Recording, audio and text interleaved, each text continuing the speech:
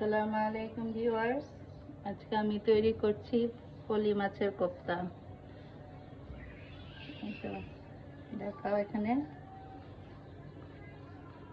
আপনারা পলি মাছটাকে ছেঁচে পাটাপুতায় ভালোভাবে ছেঁচে তারপরে চামড়ার কাটা কুটা এগুলো পরিষ্কার করবেন, মাছের কাটা পরিষ্কার করবেন, দেন মশলা মাখাবেন। সব ধরনের আমার নিজস্ব মশলা আছে।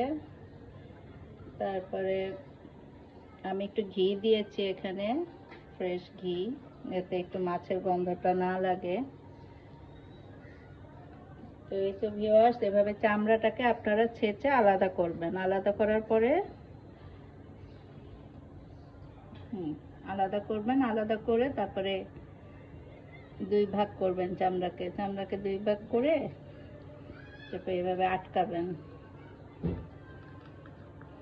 আটকালে এটা তেলের মধ্যে দিলে একটু ওয়েট করবেন। তেলের মধ্যে দিয়ে একটু ওয়েট করবেন। তারপরে যেভাবে ভাজবেন,